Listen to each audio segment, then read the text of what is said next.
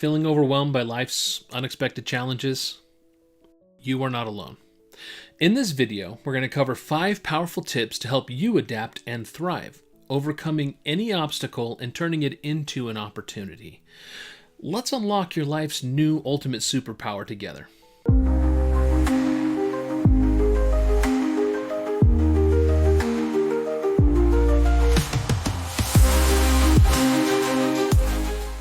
We all care about the things that we do, and the people in our lives and the goals that we have. But sometimes, caring too much can leave us feeling stuck or overwhelmed, especially when things don't go our way.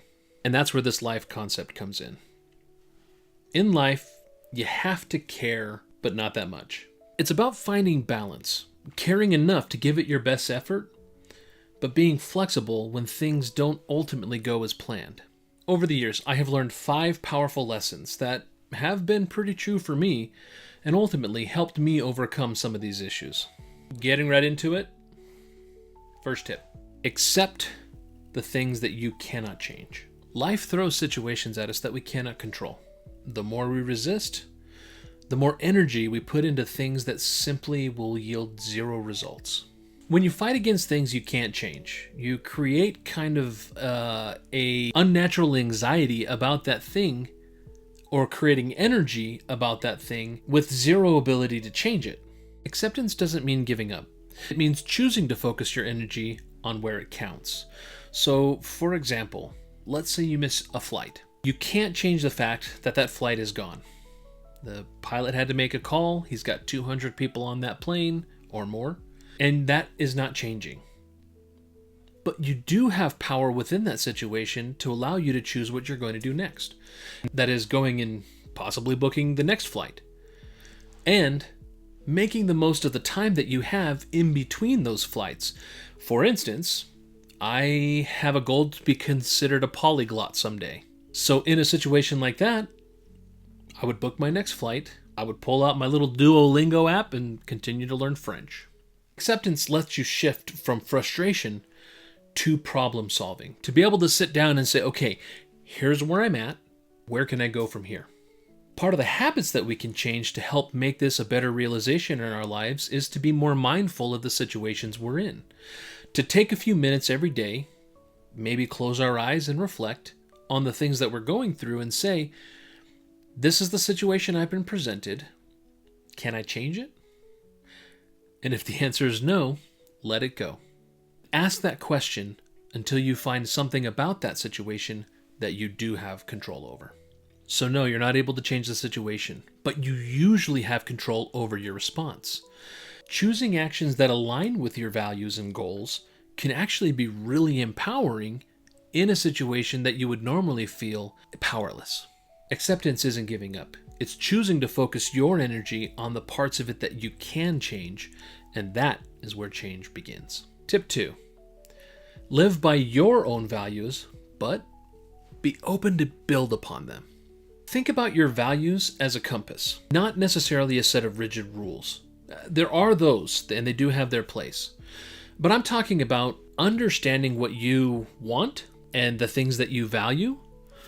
But as new information begins to come, if there's an adjustment to be made, being able to make it consciously to build upon your values. So here's an example.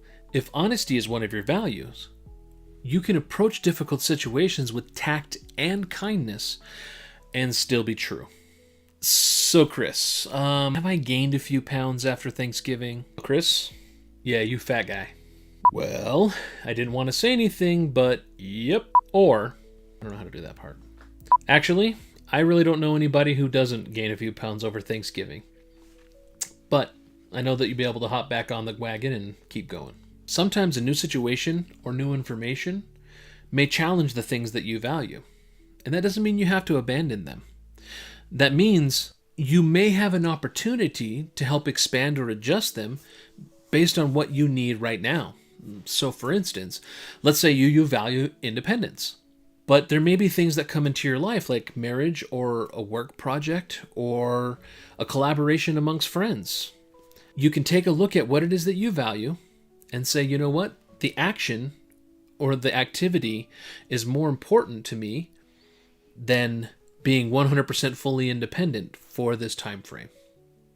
And even when it's a situation more permanent like marriage, you can still negotiate with your partner, these are the times that I want for me. That's okay. One of the questions you can ask yourself, are these actions in alignment with the things that I value? If not, is there a new approach that I can take that still remains true to me? Your values are your guide, but flexibility gives you the latitude to be able to adjust the map without losing your way. While knowing where your values lie and being able to adjust while still being yourself gives you the opportunity to remain true to yourself and opens up possibilities for growth. Tip number 3, finding balance between loving who you are and wanting to improve.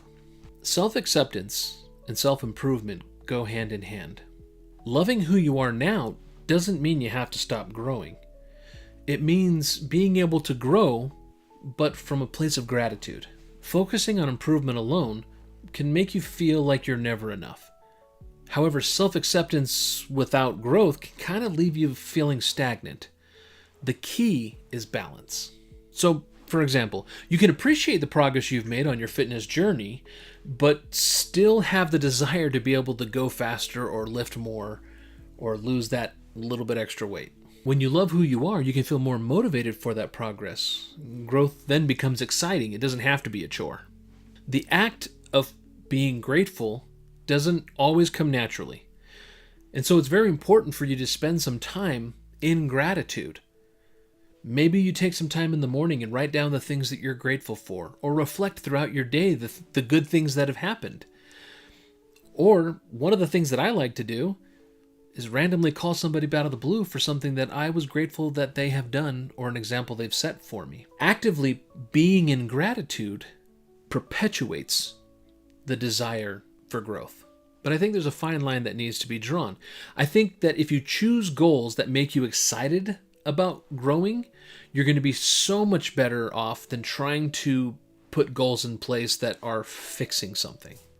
It's a matter of appreciating how far you've come and looking forward to taking it further. Hopefully you're excited about the tips that we've shared so far. And the last two are major catalysts for me in my own personal growth. If you found value in this video so far, please do me a solid and hit the like button. Maybe consider subscribing. I think you're going to find value from these last two, and I hope I've earned that subscription today. I know we hear this a lot. These things actually really help out the channel and helps keep this content coming.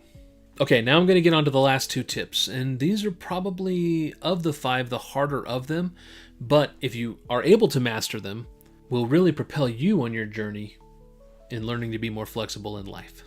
Okay, number 4, be willing to be wrong.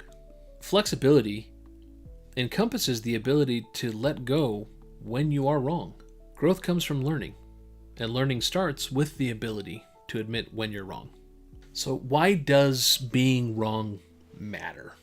Well, when you admit you're wrong, you open up the possibilities for the solutions that will help correct whatever that wrong thing is. When you admit you're wrong, you open the door to possibilities of being right, instead of digging deep into the thing that you're wrong. Flexibility is about growth, not staying stuck. This one isn't the easiest one to handle because maybe in your own interpersonal relationships, you've always handled conflict one way, let's say defensive. And this has become ingrained in how you interact and treat others around you. What you're actually doing is stopping the ability for growth because you're not someone who can be corrected. If you allow yourself the ability to be corrected, you'd be surprised how many people would be willing to help. And I don't mean in kind of a negative way. What I'm talking about is if you genuinely seek methods and ways of improvement, you'll find that those around you genuinely are open to helping. Being wrong isn't a failure. It's actually a stepping stone to being right. It gives you the opportunity to take a step back and reach outside yourself. My wife and I started a business that was relatively successful, but in the end ultimately failed. From that, our belief in the idea that we could had grown, which actually led to starting this channel and even the website itself, ultimateguidesonline.com. It stemmed our belief that we could succeed, even framed the way that the business is presented online, overcoming some of the pitfalls we experienced in the business that failed. If you open up your perspective to include correction, you're now opening yourself up to actually being more creative in this process. And this is really important, especially when interacting with others or when situations become hard.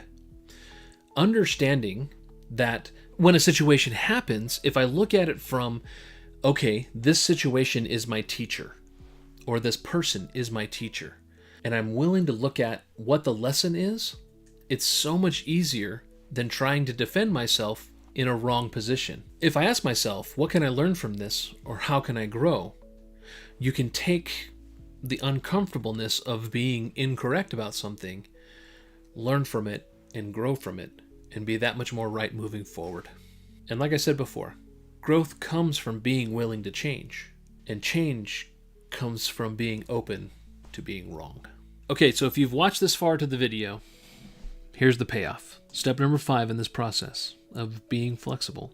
Don't take yourself too seriously. Life's too short to let perfectionism or overthinking weigh you down. Learn to take yourself a little less seriously and enjoy the ride. So, why does humor help? Having the ability to laugh at situations, or even yourself at times, lightens the weight that mistakes cause, right? And this is the mistakes before we've learned to admit we're wrong. Taking yourself too seriously can actually lead to a more negative effect, maybe to embarrassment, or even might keep you stuck in fear. Flexibility comes from allowing yourself to make mistakes. As a prime example, and I hope my wife doesn't mind me telling this story, but the day my wife and I got married, it was an exciting day. And we were racing to go from the wedding ceremony to off-site reception.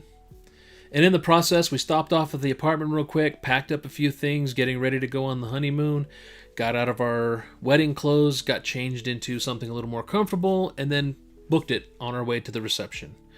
We needed to be there before everyone else so that we could accept people in, and at least that's what we thought at the time. Upon arriving, we entered the venue. We were greeting many people, and actually one of my favorite aunts happened to notice that I had put my shirt on inside out. She had assumed something had happened that actually hadn't happened, and was laughing about it. Said, "Hey, look, so-and-so's got their shirt on inside out. That's really funny." And I remember in an instant going, okay, people are going to get the wrong idea. People are going to assume that something happened that hadn't happened yet, which was only confirmed by when I looked over at my father and he just kind of smiled at me like, Now, that happened over 19 years ago. I'm probably the only one who remembers it aside from my wife. And even then it was funny. What point am I trying to make here? Had it not been for our ability to not take ourselves too seriously, it probably could have been mortifying. But we had a good laugh about it, kept on with the evening, and kept rolling with the punches. Not really a big deal. But by being able to take situations, even misunderstandings, in stride, you unlock the ability to progress throughout life without fear and actually being more open to making mistakes.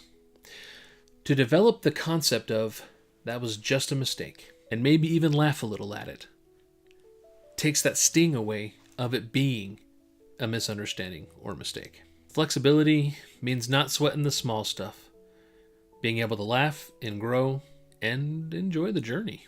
These 5 tips aren't about avoiding challenges. They're about attacking challenges with the right mindset. Flexibility doesn't mean you don't care. It means you care enough to be able to adapt, change, and grow. Caring about your life's goals are important, but caring too much can hold you back. These tips will help you stay flexible and adapt to whatever life throws at you, while finding balance along the way. So what's one tip from this video that you are going to try? Let me know down in the comments. Is there any particular one that you might have had an aha moment from? Or maybe share a time where flexibility has helped you overcome a challenge. I would love to hear your story. The things that we cover in this channel are designed to help you live life a bit more free. And hopefully this will help you on that journey towards it. Know that I'm rooting for you. Let me know how you're doing in the comments. You got this.